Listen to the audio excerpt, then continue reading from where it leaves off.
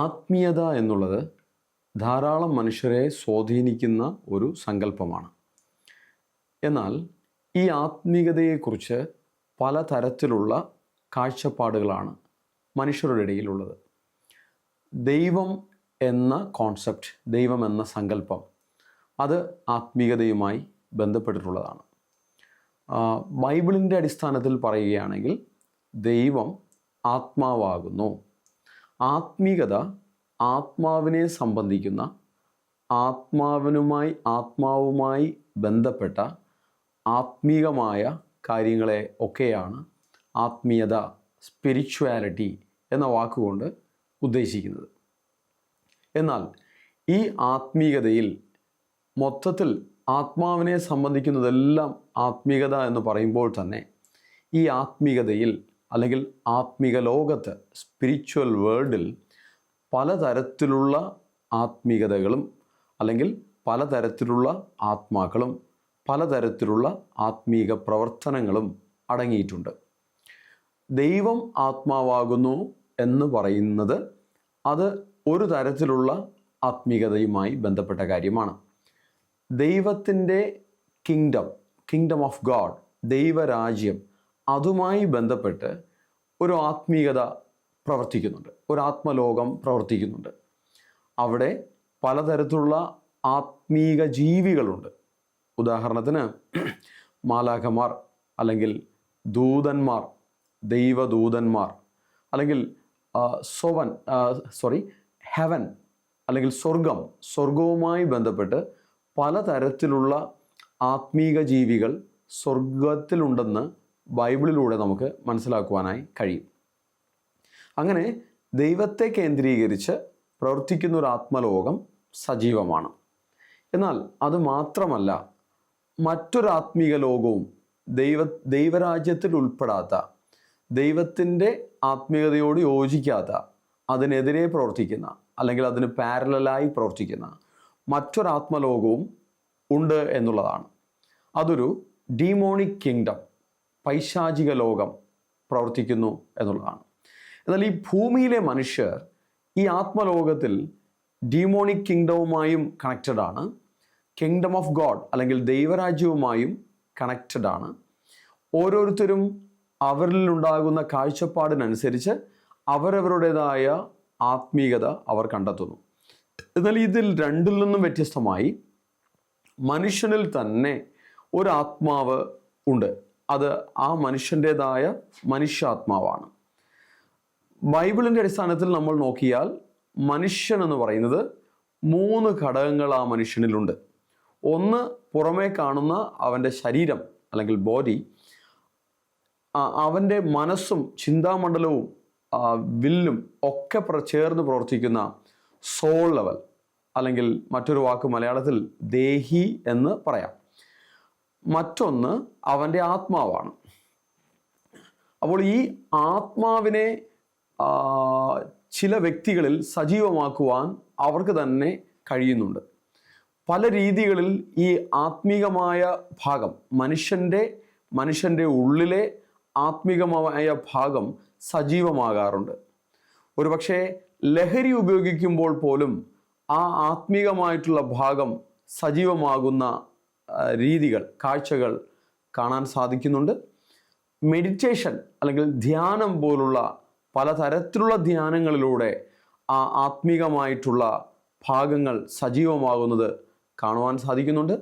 തുടർന്ന് പലതരത്തിലുള്ള മെഡിറ്റേഷൻ അല്ലാതെ പലതരത്തിലുള്ള ലഹരിയും ഉപയോഗിക്കാതെ പലതരത്തിലുള്ള പ്രവർത്തനങ്ങളിലൂടെ പലരിലും ആത്മീകമായിട്ടുള്ള ഭാഗം സജീവമാകുന്നുണ്ട്. ചില മനുഷ്യർക്ക് ജന്മനാ തന്നെ അവരുടെ ആത്മീകമായ കണ്ണ്, അല്ലെങ്കിൽ ഒരു പക്ഷേ ചിലർ 6ാം കണ്ണെന്നോ എന്നൊക്കെ പറയുന്ന ഒരു കണ്ണ്, അല്ലെങ്കിൽ എക്സ്ട്രാ ഒരു ഹ്യൂമൻ ലിമിറ്റേഷന് അപ്പുറമുള്ള ഒരു കണ്ണ് അവർക്ക് തുറക്കുന്നുണ്ട്. അതിനെയാണ് ആത്മാവിൻ്റെ ഭാഗമെന്ന് നമുക്ക് പറയുവാനായി സാധിക്കുന്നത്.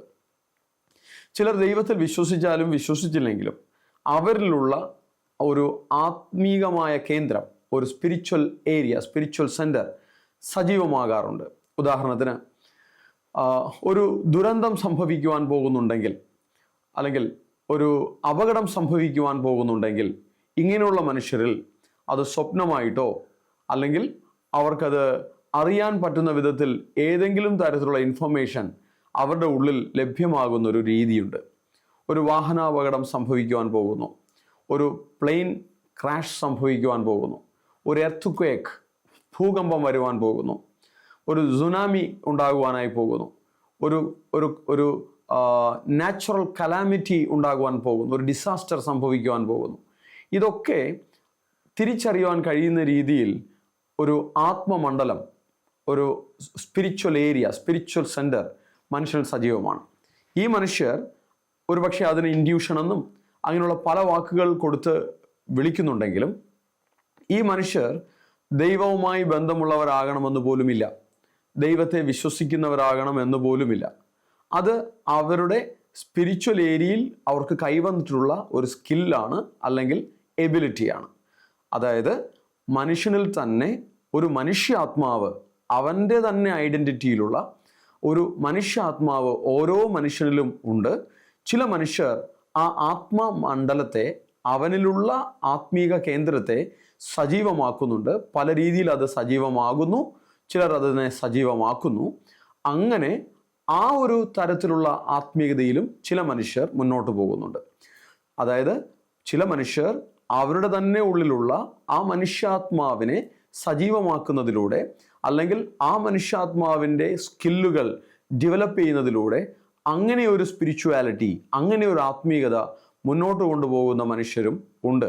എന്നാൽ ഇതിനപ്പുറം മറ്റാത്മാക്കളുമായി, പുറത്തുള്ള മറ്റാത്മാക്കളുമായി, അവൻ്റെ ആത്മാവിൽ, ഒരു മനുഷ്യൻ്റെ സ്വന്തം ആത്മാവിൽ അവന് മറ്റാത്മാക്കളുമായി ബന്ധപ്പെടുവാനുള്ള ഒരവസരവും കൂടെ അവനുണ്ട്. അവന് ദൈവമെന്ന ആത്മാവിനോട് ബന്ധപ്പെടാം. അതൊരു ഡിവൈൻ സ്പിരിച്വാലിറ്റി അല്ലെങ്കിൽ ദൈവീകത, അത് അവന് കൊണ്ടുവരുവാൻ മനുഷ്യന് അവസരമുണ്ട്.